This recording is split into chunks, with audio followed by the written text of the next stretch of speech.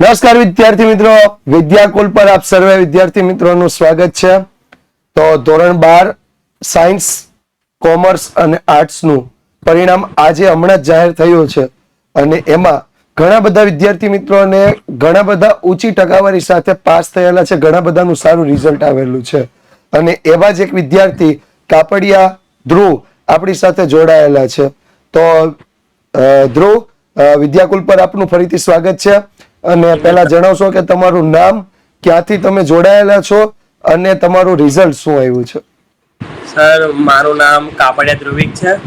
મારા બોર્ડમાં 98.40% આવેલા છે અને 99.90% આવેલા છે. સરસ. અને હું યુથ વિદ્યાકુલ સાથે યુટ્યુબ થી જોડાયેલો છું. લાસ્ટમાં જે 3 મહિનામાં તમે જે મહેનત કરાવેલી અમને, એના દ્વારા મને સ્ટેટમાં અને BA માં બંનેમાં 100 માંથી 100 પ્રાપ્ત થયેલા છે. સરસ સરસ. સ્ટેટ અને BA બે વિષયમાં 100 માંથી 100. ઓવરઓલ ટોટલ કેટલું છે? 700 માંથી છે કે કોમ્પ્યુટર હતું? 750 માંથી 711. ઓકે, 711 750 માંથી. વિદ્યાર્થી મિત્રો, આમ જોઈએ તો 10મામાં કેટલું રિઝલ્ટ હતું? સર, 10મામાં તો 88.67 ની અરાઉન્ડ હતા. ઓકે, એટલે 7 થી 8% વધારો છે 12મા રિઝલ્ટમાં. તો આમ કેવી કામ અત્યારે ફિલિંગ આવે છે કે આ જે રિઝલ્ટ આવ્યું છે અપેક્ષા કરતા કેવું રહ્યું, અથવા તો વિદ્યાકુલનો કેટલો સપોર્ટ રહ્યો એમ? સર, વિદ્યાકુલનો પૂરેપૂરો સપોર્ટ રહ્યો છે અને ધારેલા કરતા સારા માર્ક્સ આવેલા છે. ઓકે, અને આગળ શું બનવાની ઈચ્છા છે?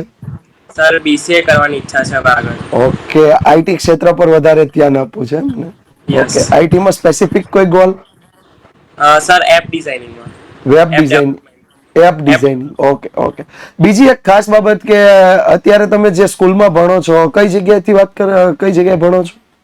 સર, હું જીવન ભારતી નાનપુરા, સુરત. જીવન ભારતી નાનપુરા, સુરત. એટલે અત્યારે અમદાવાદ તમે ખાલી એમ જ ગયેલા છો? નહીં સર, હું સુરત જ છું. સુરત થી જ છો? Okay, done done done.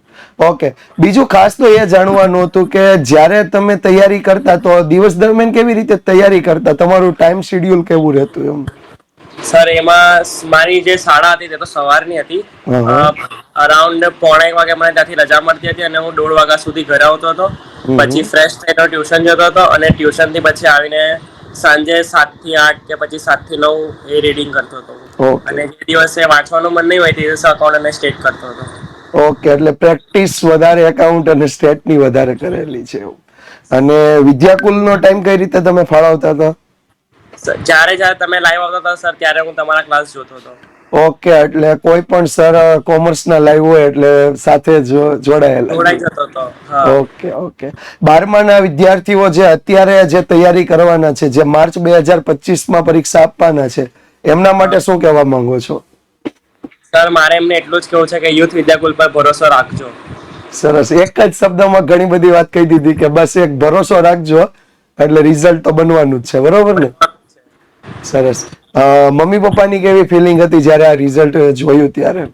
Sir, લોકો બહુ ખુશ છે. A1 આવ્યો છે એટલે લોકો બહુ જ ખુશ છે. હા, કારણ કે 10મામાં 2% માટે ખાલી A1 ચૂકી ગયા હતા અને આ વખતે A1 પૂરો થઈ ગયો એમ. હા. સરસ.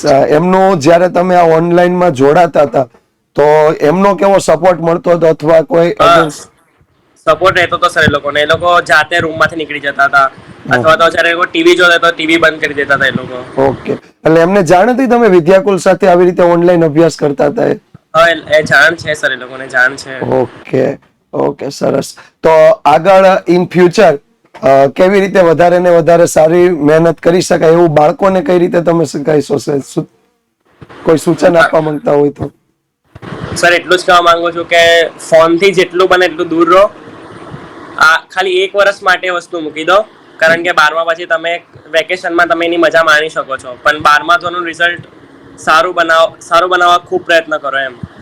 હા, એટલે મતલબ ફોનથી દૂર રહેવું એટલે ભાઈનું કેવું એવું છે કે ફોનમાં સારી વસ્તુ તમે જોવો, જેમ એણે ઉપયોગ કર્યો કે વિદ્યાકુલનો ઉપયોગ કર્યો, એ સારી બાબત છે, એ જોવો, પણ બીજું બધું નથી જોવાનું એમ. ગેમિંગ અને બધાથી દૂર રહો. ઓકે, ગેમિંગ છે, કોઈ રીલ્સમાં વધારે ટાઈમ બગાડવો, એનાથી દૂર રહો. સરસ, ખૂબ સરસ. અને ફરીથી એક વખત 750 માંથી 711 જે ટોટલ તમે લાવ્યા છો એના માટે બિગ કોંગ્રેચ્યુલેશન્સ. ફરીથી આપણે સુરતમાં છીએ તો મળતા રહીશું. Thank you so much. અને વિદ્યાકુલ સાથે કોઈ પણ સપોર્ટની જરૂર હોય, વિદ્યાકુલ ઓલવેઝ તમારી સાથે છે. જોડાયેલા રહેજો વિદ્યાકુલ સાથે અને નવા ઇન્ટરવ્યુ સાથે ફરીથી મળશું.